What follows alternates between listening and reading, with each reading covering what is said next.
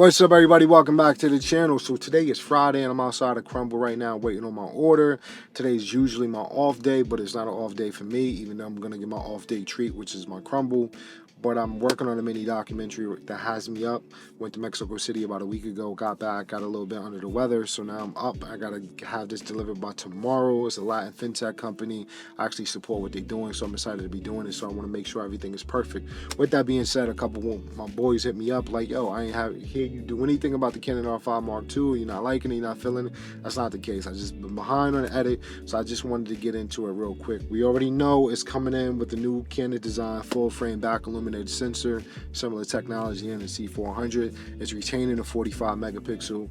I think that's more than enough. You know, unless you print in billboards, I still think you can blow it up. It actually has a new feature where you can turn it into 188 megapixels. To each his own. You know, I think some of this tech is just good for the specs and the highlights. For me, we got a list of all the new features right here. With that being said, the things that stick out to me, of course, we get the new dual pixel autofocus AF2, which is going to be stronger, track whole body, face only. Somebody crossed the frame, it's still going to hold on. I think that's so important.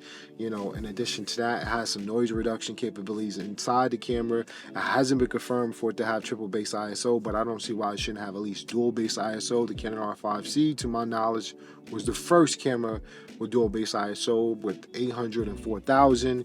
And the reason why I want to do this video, and we're going to make it really quick, because I want to make it applicable to real world use. A lot of times I see people complaining about stuff that if you really were shooting, depending on what you're shooting, and I'm not knocking it, some people are reviewers, like, I just don't, it doesn't switch from camera to video. I've never had a problem with any of the newer generation of Canon cameras. CF Express card and SD card, never had a problem with that either. Like, to each his own. With that being said, the dual base ISO is something I could have really used on this Mexico trip. I brought my Canon C70 as an A camera. I brought my Canon R6 Mark II, which I'm shooting right now, as a B camera. I think these cameras did a really good job.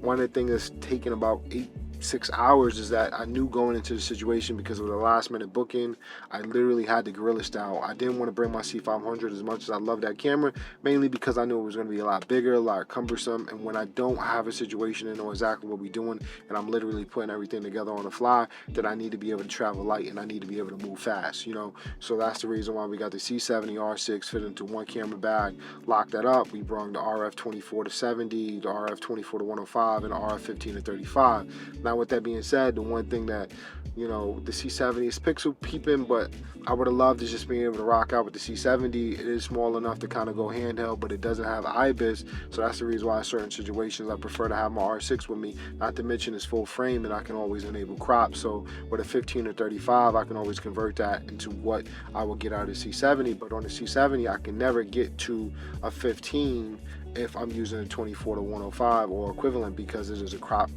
sensor camera. So that's why when I looked at something like the R5 Mark II announcement, I'm like, nah, I'm good with just having a C400. I'm starting to look at it, if I'm getting a lot of client work and it makes sense, and I think it is making sense right now, that because the documentary paid for the R5 Mark II in itself, that it might be a smart move. As much as I was in the market for a new, you know, mirrorless camera, and as much as the R6 Mark II has been great to me, the ability to have a camera with better low light performance, to have the 8K to be able to crop in, to basically be able to turn the camera into a teleconverter. So I could have probably rocked out with the 24 to 70 f2.8. I can crop in with 8K. It has the newer flavors of RAW, the newer flavors where it's going to be smaller file sizes, so the equivalent of C500 Mark II, the traditional RAW, 2.1 gigabytes per second at 5.9K. The new update allowed me to shoot 5.9K RAW 12-bit and get 123 minutes. So if that is carrying over into the R5 Mark II, I'm blown away and I'm excited about that. Not to mention, it's not just about the resolution. For me, it's about the dynamic range. So we are now getting 16 stops of dynamic range. We have the C-Log 2 into the camera. We also have a new battery adapter, so we can have a cooling system and 2 of the new batteries. Yeah, Canon, you trying to get your money up with the new battery. I ain't mad at you. What is the LPE6P? it is what it is. I get it. You know what I mean? You got to get some of your money back. With that being said, I'm excited about this. I really think, in real world use, having a camera like that and my Canon R6 Mark II as the B camera, I might have rocked out with just both of those cameras, because now I get to have a smaller footprint, smaller tripod. Not to mention, it has 4 channels of audios built into the Canon R5 Mark II, so you can buy the Tascam module, put that to the top, and you can literally hook in XLR inputs, and it has full HDMI. Finally, full HDMI. With that being said, I never had a problem with the old ones, but it is nice to have that, just because I know that's going to be in my camera bag with the C70 and the C500 Mark II. The card slots, I'm okay with that. CF Express, SD, I don't got no problems with that, because I'm going to be shooting 4K, and I'm going to be using a lot of the oversample 4K. If I'm doing a movie, yeah, I might do the 8K just for the shits and giggles of it. But with that being said, I think the 4K oversample is more than enough from the 8K sensor. We have 4K 120, which is a welcome feature.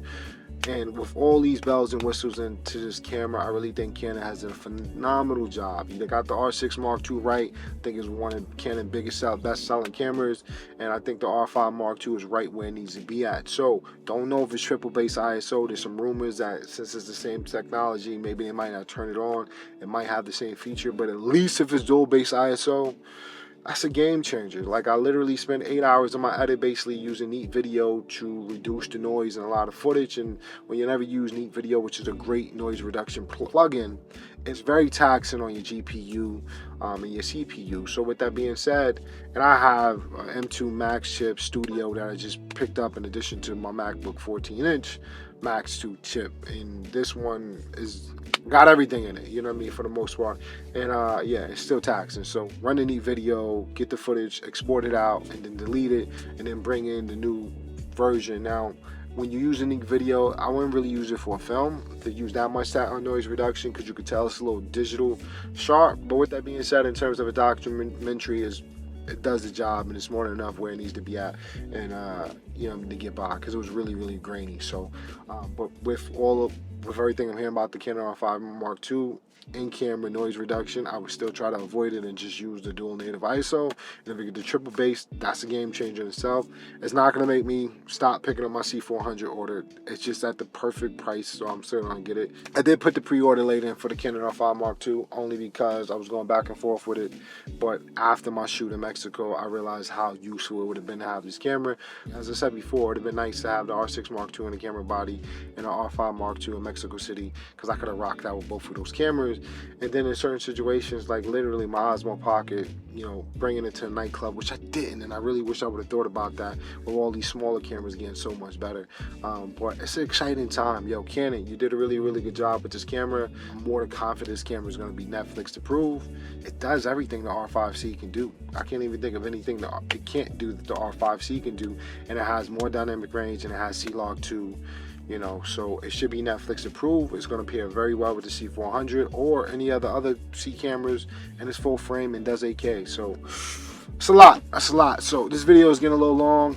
We're going to keep it short there. Ultimately, listen, I think it's something you should have in your camera bag if you're starting off today, and 8K is not something you need. I think the R6 Mark II is still a great camera. I'm shooting on it right now. Great color. It's got the 15-35 lens on. It's just that some of the things that piqued my interest in terms of shooting, like I had the C70. I couldn't just leave the 24-70 on just because it wasn't wide enough. Man, I could have just had both the R6 Mark II R5. I had one with the 24-105 f4 and one with the 24-70 f2.8, and just rocked out with the whole shoot like that. Where with the C70 as a camera, I had to swap up 15-35. Sometimes I put the 24-70 on to get that nice little portrait look.